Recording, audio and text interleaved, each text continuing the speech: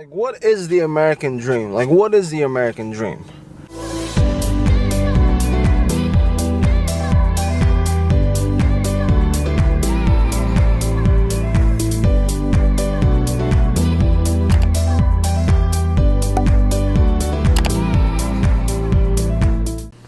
Good morning, people. Oh, yesterday, man, I was huge headache. Today I feel a little better. I needed some rest.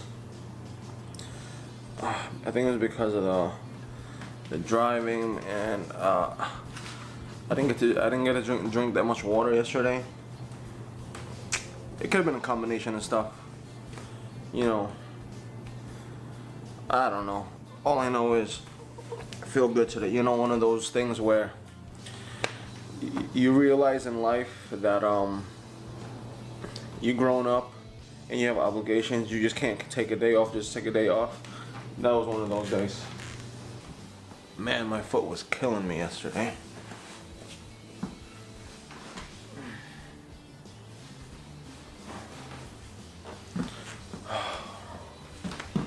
Yeah, I'm gonna make some Nutella. Bring my water with me.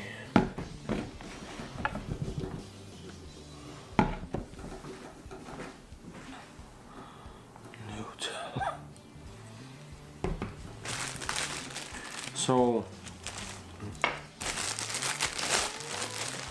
think this Sunday I'm gonna try to find a way to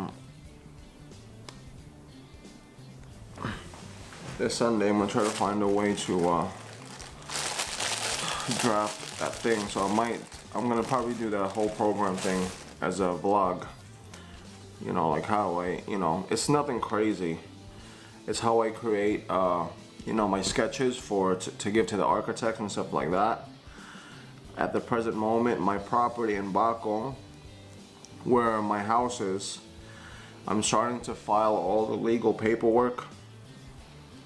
As you know, like living in the Philippines, it's not like in America where once you buy a property straight, the title goes into you and your name and stuff. There's a big processing thing. I don't know the specifics of that because my processor takes care of everything for me, but I'll definitely share that with you once I know the information. But basically, I have 2 pieces of property that need to get processed. I'm sorry, I'm not looking at the camera. Either way, garbage. Either way, I gotta start processing it because of the, because for me to push forward with this project I'm going to be doing, building out the buildings, and I'm thinking like a U-shaped or block U shape. Let me see if I can draw it out. No, I can't.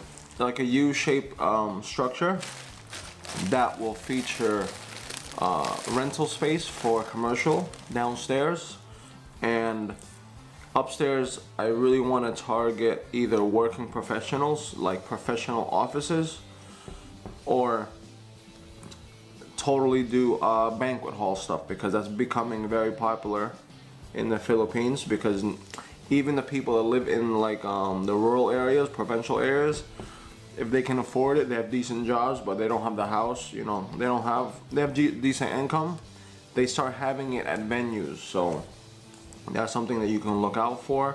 People bring venues into the mix. Obviously prices are gonna start, you still gotta be competitive, but the reason why I'm kind of switching over to that business format is because the biggest cost of running a building is, the biggest expenses is electricity and water, right? So this is you owning the building, owning the land, not having any debt to the bank. This is why I want to do this on my dime, is because whether that place gets booked or not, I have the peace of mind that I don't have the bank hunting me. Now, because I have a decent network of friends and family who can always give me the word of mouth to their friends and family about what I have, I'm okay. But anybody wanting to do that business, you'll be okay, because why? This is my thought process why I want to do this. As long as you're doing a facility that can be air conditioned, or it could be breezy, there's one. You're doing a facility that's clean, affordable. You have certain amenities that you can offer, like you have like a bridal room where they can, a changing room, bathroom, just a big enough space to do accommodate debuts, graduations, things like that. I think you should be okay. Business format, business purposes, as in meetings, team building, things like that. You should be okay, because everybody's looking for those spots, especially these companies and regular people. They want the most for their money. The Filipinos are not going to want to spend that much money. They're always going to hangyo. Hangyo is like basically bargain, haggle. So you try to meet in the middle and try to give them a good price. But the benefit of you owning the property, owning the land, no debt, there's room for a bargain. Obviously, you need to clear all your operating costs. I go by like my parents' mindset, as in own the property, own everything, right? Property, whatever. You don't really think about recouping your money anytime soon, because usually in any investment you try to recoup in 5 years. But when you own the property, you don't really need to recoup, because you don't owe anything to the bank, right? That's why so many Chinese Filipinos, Spanish Filipinos, they still own their properties after 60, 70, 100 years.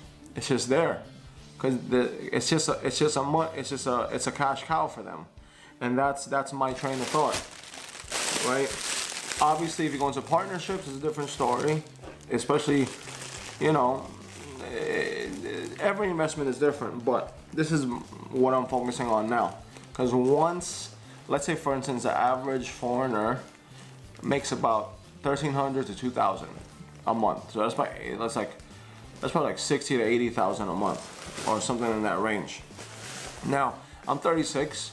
If I can complete the first phase of this project within the next 5 years, and I can hit that mark in that 50 to 70, hopefully 80,000 a month, doing my main cash cow would be downstairs, renting those out, on top of my existing businesses now, and while I do my expansion of my existing businesses. If I hit that 50 to 60 to 70 mark, I'm already well above the majority of the Filipinos, because the average Filipino, working class Filipino with a degree and everything, not so high level, easily making 20, 25, 30 if you're lucky. If you're a manager, 40. And that's gross, that's not net. Meanwhile, I know the cost of my living is not so much, so I think I'm comfortable in that range, right? Because at the present moment, I net about 25,000 pesos a month, which is basically the income of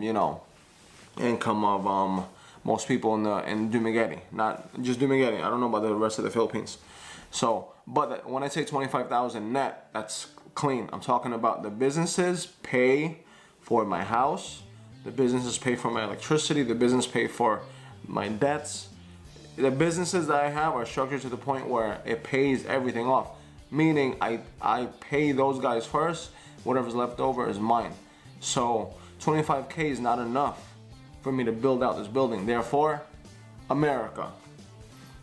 That's what I have to do. Now I'm hustling here, and it is what it is, man. I give myself 5 years to do my first phase, because once the first phase is done, you take that money. I'm not gonna take the money out of the business as of yet. I might take a little bit, because maybe 20%, maybe 10%, but that money is gonna be funneled to build my phase 2, or how many phases it takes for me to build out the whole U. So right, first phase might mean set up 2 buildings with the thing on the top, then slowly build out another one, build out another, or phase 1 could be just doing the structure, the foundation and all that mess, and yeah, we'll see what happens. That's my initial plan. I have to you know, think it through and really hone in on it, but you know, laser focus on it. But that's basically the general plan. I bought 10 for myself. Ooh, Didn't start out so well. ooh, that's a cool shot. Yeah, today's it's chilly. It says the highest is going to be like 60 today, but it'll go down to like 30 in the nighttime and everything. But yeah, man, 13 jobs. I don't know if you think I look cool, but at the present moment, these glasses are fogging up. You can't see it, but oh boy. I just finished my first house, and yeah, it is chilly, man. Oh my goodness, I haven't been in this type of weather for a very long time. It's not red right now, but yeah, man, I gotta be really bundled up now because it's coming in now. Yeah, we'll see how the day goes, man. I'm done with my first one. What's up, people? So I have a few more jobs. Today's becoming a beautiful day. You're welcome, Lance, for checking that video out. A lot of comments I gotta get back to, but yeah, I mean, it is what it is, man. Stay busy.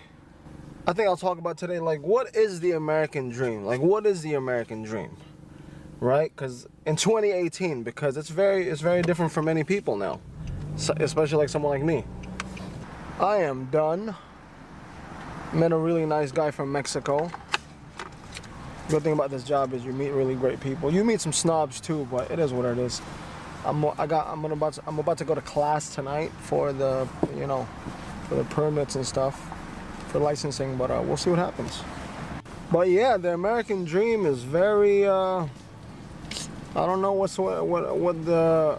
It all changes too because of age too. Like, somebody at 20 might have a different answer. Somebody at 18 might have a different answer.